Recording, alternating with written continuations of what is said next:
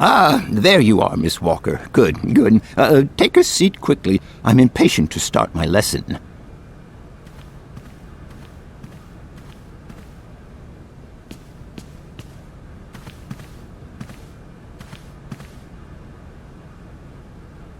My young friends, a very exciting discovery, unimaginable up until only a few hours ago, has come into my hands and has finally allowed me to complete my study on the mysterious Yukol people. Lights, please. The Yukols are a people from the far north about whom very little is known. They live far away, very far away, on the frozen borders of Syberia. This distance and the climatic conditions of the region, which are unfavorable to human existence, have limited the size of the Yukol population and kept it out of reach of the scientific world. The handful of slides that follow are actually the only documentation we have in our possession. It was a Russian explorer who made these drawings and took these photographs 100 or so years ago. Today, we owe what we know about the Yukol people and their culture to him. We know that the origins of the Yukols date back to the last ice age. Curiously, evidence of their presence has been found in Western Europe, and more precisely in the prehistoric caves at the heart of the Alps.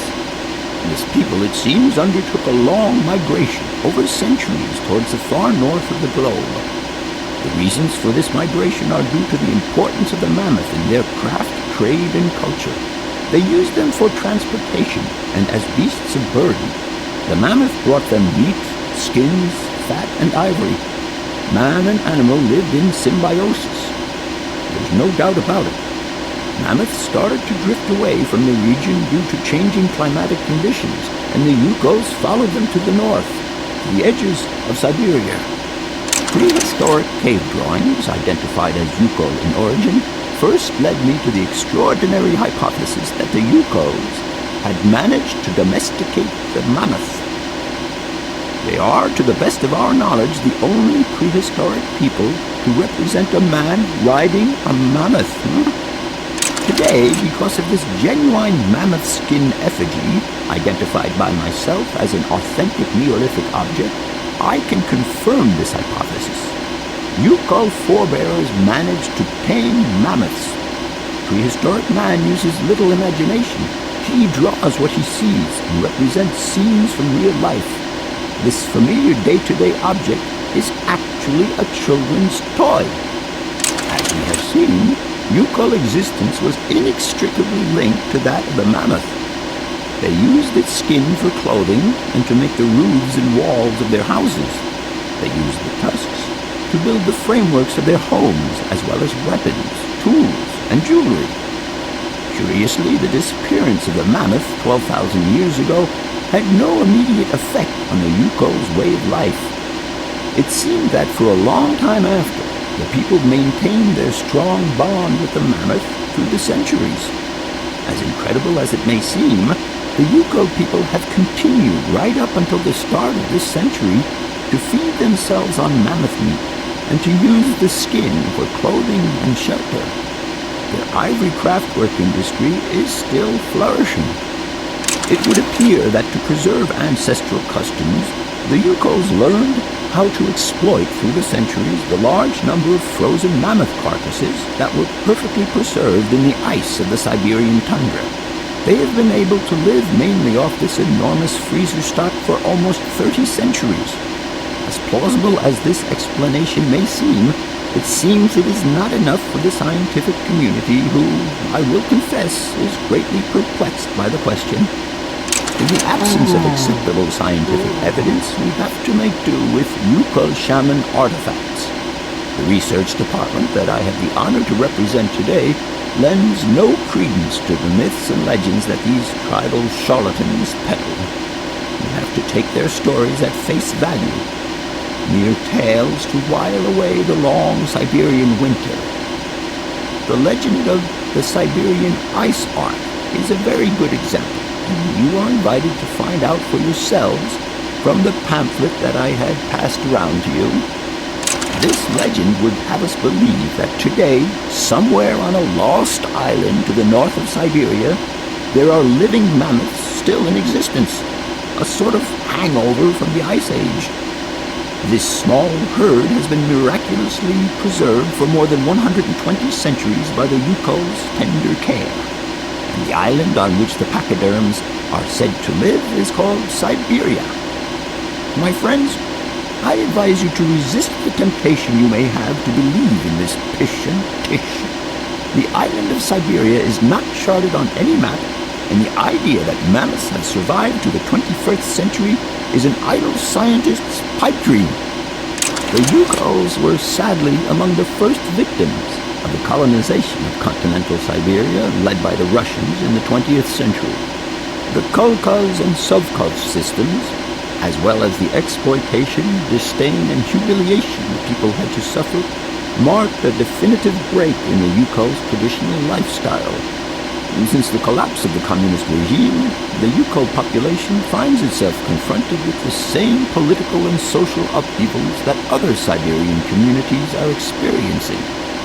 There are two consequences to arise from this. Some Yukols have lost their tribal identity and have integrated into the Russian population.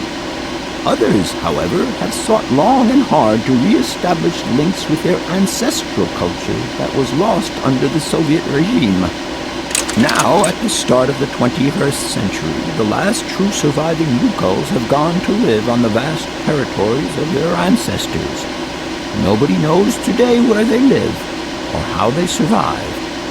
Their very existence would be a matter for speculation if they did not turn up periodically at the tundra's most isolated fur trading posts to exchange mammoth tusks for essential items.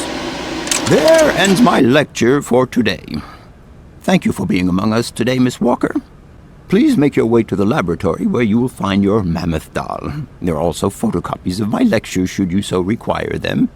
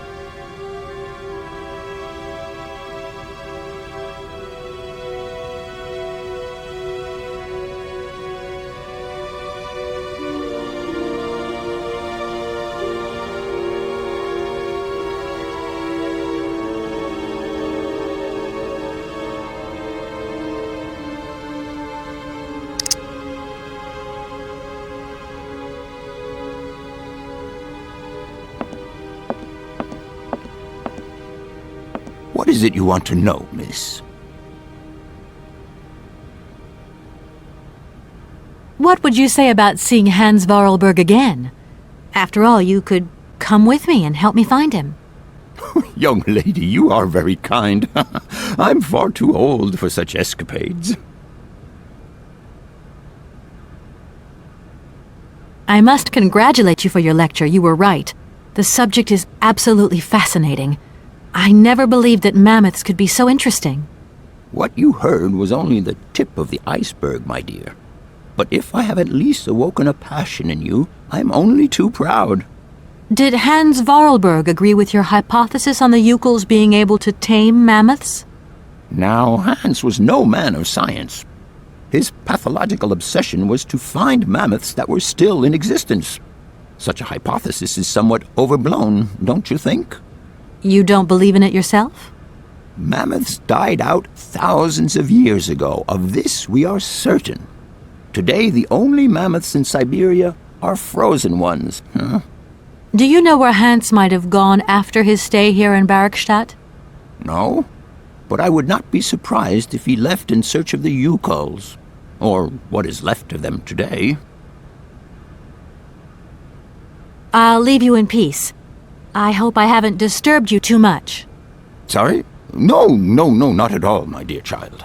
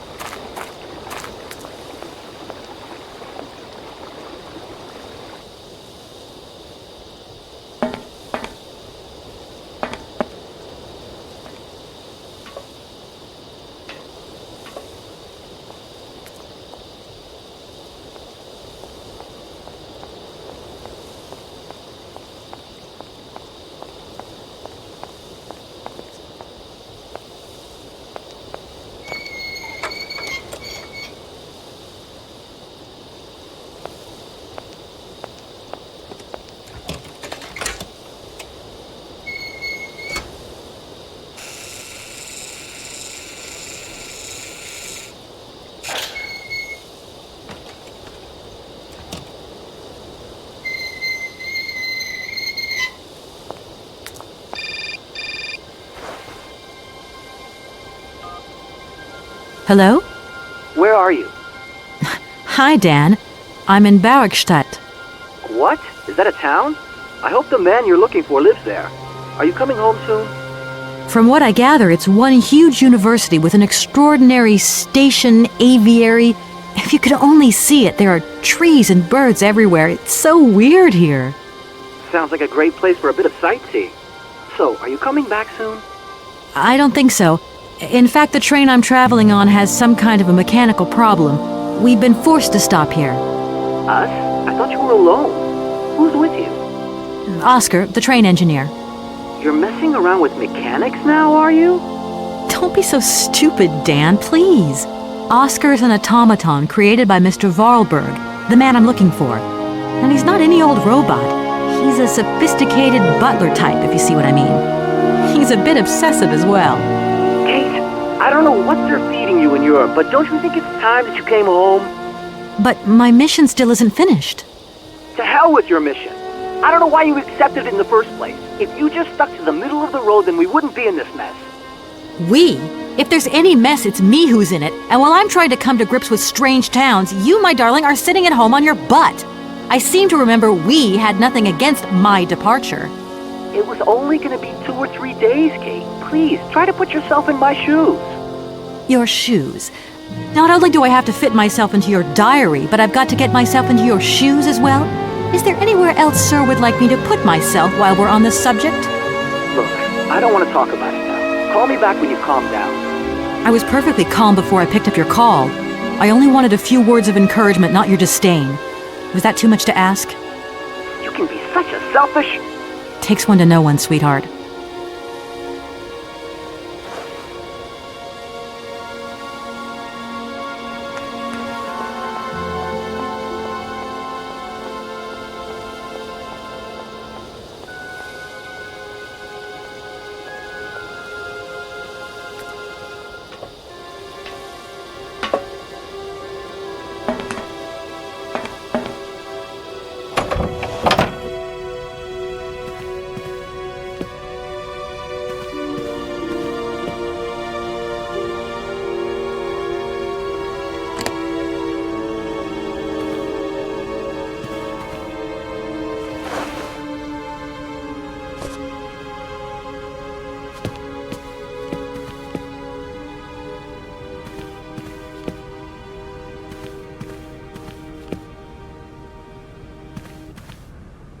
Everything okay? Yes, Kate Walker. I am waiting to continue our journey. Oscar, if you tell me one more time something's missing, I'll... Everything is ready. Take your seat, Kate Walker. We are leaving. Okay...